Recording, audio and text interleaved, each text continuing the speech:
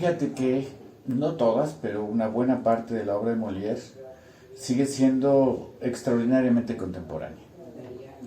A mí me gusta mucho el misántropo, primero porque dentro de lo que uno podría considerar el canon clásico de la comedia, Molière consigue hacer de una virtud un defecto. Alceste, que es el misántropo, en realidad tiene la razón en muchas cosas.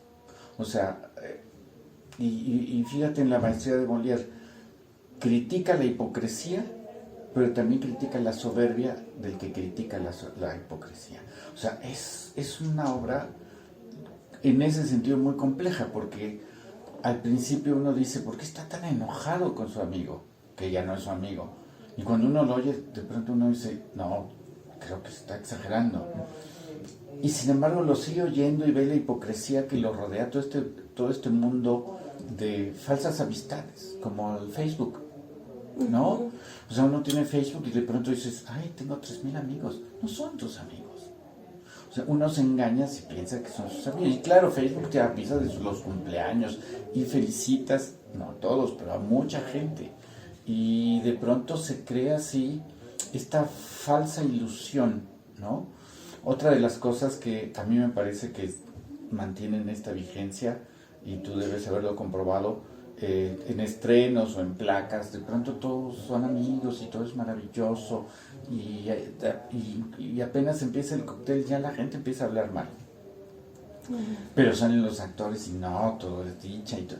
Y entonces es un mundo en donde pues la hipocresía sigue reinando en muchos sentidos. El personaje que me parece maravilloso es Filinto, que es este amigo que está tratando de llegar como al equilibrio entre la crítica total, ¿no?, a ultranza, a partir de un punto de soberbia, y la hipocresía, ¿no? Dicen, bueno, pues hay que corresponder, y todas estas cosas existen, pero hay que tomarlos como la naturaleza humana. Entonces, pues la respuesta es esa, nos parece, entre varias de las obras de Molière, a mí me parece y me gusta mucho esa complejidad del personaje y sobre todo esta maravillosa paradoja de hacer de la virtud un defecto. Y bueno, la otra también quería preguntarte, ¿cuál fue la dificultad más grande que tuvieron para montar el texto de Molière? O sea, Ok, sí, muy bien. Fíjate que también he dado clases de teoría muchas veces y recientemente había dado un curso para guionistas profesionales y ellos querían explorar la comedia. Varios tenían proyectos para escribir series de comedia y lo hicimos, y una de las obras que sugerí fue El Misántropo, y su reacción me sorprendió mucho porque todos eran profesionales. Incluso hay un director que ha hecho 6 películas o 5 películas y decían, ay, pues sí está divertida, pero no tanto. A mí me divierte muchísimo. Y entonces me puse a pensar, ¿por qué? Y claro, aquí hay algo que es muy muy digno de tomar en cuenta. Se dice que Shakespeare es el mejor dramaturgo de toda la historia y nadie lo pone completo, todo el mundo le corta, lo cual es normal porque el espectador actual, la expectación actual ya no es la expectación del siglo XVI ni XVII.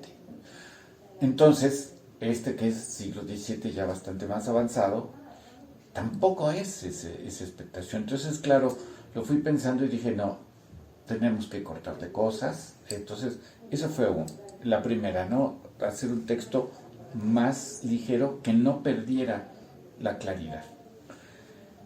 La siguiente dificultad, pues, fue parte del proceso que nos decidimos hacer. Este es resultado de un proyecto que tiene nuestra compañía con México en Escena, del FONCA, en donde nuestro proyecto se llama Puentes Intergeneracionales. Entonces nos hemos propuesto, sobre todo tenemos prácticamente, el próximo año cumplimos 40 años de trabajar como compañía, y hemos ido a contracorriente en muchas cosas, pero hemos aprendido muchas otras. Y decidimos, bueno, pues acerquémonos a aprender de los jóvenes y a compartir lo que hemos aprendido. Entonces decidimos hacer este proyecto con egresados recientes de alguna escuela profesional, pero no quisimos hacerlo en la Ciudad de México, donde hay muchas más oportunidades. Entonces fuimos explorando y donde pudimos conectar fue Aguascalientes. Entonces, la siguiente dificultad fue trabajar con alguien que yo no conocía, que no conocíamos. Entonces, la siguiente dificultad ligada a esta fue que mi proyecto original era ensayar 6 horas diarias, ¿no?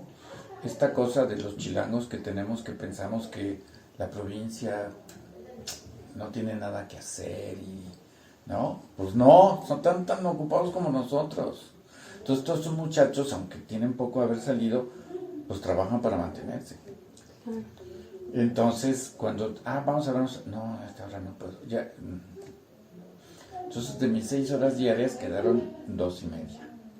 Okay. Casi 3 a veces cuando los forzaba un poquito, de 7 a 10 más o menos de la noche. Aranzazú, que es la que hace Celimena, además es maestra en otro municipio, entonces terminaba a las 7, pero en lo que viajaba al centro de Aguascalientes, donde trabajaba, pues llegaba casi una hora tarde. Y entonces, en ese sentido, Marisol, uno tiene que decidir, estas son las dificultades, ¿lo haces o no lo haces? Estas son las condiciones. Si uno está buscando las condiciones ideales, no existen. A menos que tengas un padrino y tengas un enorme presupuesto y nadie te diga nada y puedas traer un cerdo y un veterinario y puedas gastar millones y millones, ¿no? Pues, y quién sabe si aún así. Yo te he de contar que de la última obra que montó el maestro Margules, él estaba ensayando en el Galeón. Por alguna razón, mi compañero, casi no ensayábamos en esos espacios y tuvimos que ensayar justo ahí atrás del auditorio. Entonces yo llegué, me estacioné y vi al maestro Margules con su enfermera, ya estaba todo el tiempo con su enfermera. Entonces me acerqué porque lo vi sentado, ¿no? Le pregunté, Ludwig, ¿se te ofrece algo? Y me dijo, no, estoy esperando para empezar mi ensayo. Me metí a mi ensayo, pasamos la obra, hicimos notas, etcétera, etcétera, ¿no? Más o menos 3 horas después salí y ahí seguía Margules. Y entonces dije, pues ya acabó su ensayo, si acabó el mío, debe haber acabado el suyo. Entonces me acerqué y dije, a lo mejor está esperando quién lo lleva a su... Oye, Ludwig, ¿se te ofrece algo? ¿Quieres que te lleve a tu casa? No, estoy esperando mi ensayo. Estaba enojadísimo. Dice, estos actores míos son muy importantes, hacen televisión. Yo no voy a entrar a ese teatro hasta que no estén todos. Y entonces, pues le dije, bueno, me subí a mi carro, me despedí de él, me subí a mi carro y mientras lo prendía pensaba, si eso le hacen al maestro Margules, que nos podemos esperar todos los demás. En donde uno tiene que sacar la conclusión, Marisol, las condiciones ideales no existen. ¿Quieres trabajar con gente de nombre? Bueno, yo trabajo con gente en una producción en donde tenía 4 actores y 2 hacían televisión. Claro, llenamos todas las funciones. La producción hizo un muy buen trabajo. No fue con mi compañía, a mí me invitaron a dirigirla. Pero había que esperar, ¿no? Entonces, los lunes en la mañana le mandaban a mi asistente sus llamados. Y entonces decíamos, bueno, esta escena la montamos con estos que están libres, llega a tal hora, entonces y te adecuas, ¿no? Si quieres hacerlo, o si no te amargas y dejas de hacerlo, ¿no? Entonces, pues así son las condiciones. Fuimos a Aguascalientes, así eran las condiciones, habíamos decidido hacerlo, son buenos muchachos, son trabajadores, tienen talento, pero fue una dificultad, porque yo no los conocía. ¿Qué tiene que hacer uno? Me preguntaban. Bueno, En un proceso de 6 horas diarias, mi proceso hubiera sido más de exploración. Como no tuve ese tiempo, sino poco menos de la mitad, entonces uno tiene que resolver. Es decir, yo pienso que el director no es el sumo sacerdote del teatro. Es uno más de los creadores. Es alguien que tiene la visión de su conjunto, pero que no puede crear sin la creatividad de todos los demás. Y que la creatividad de cada elemento enriquece la creatividad del conjunto. Entonces, el tipo de procesos que me gustan es un poco así, ¿no? Es decir, exploremos por acá y oír propuestas, ver propuestas, se cambian muchas cosas. Incluso en obras que yo escribo, bueno, no existía eso. Entonces, digamos que como director das un par de pasos más y acotas. Y entonces dices, busca este tipo de movimiento, busca este. Y de todos modos ellos proponen. Pero ya no es propónganme más libremente, sino ya, esta es la línea, ¿no?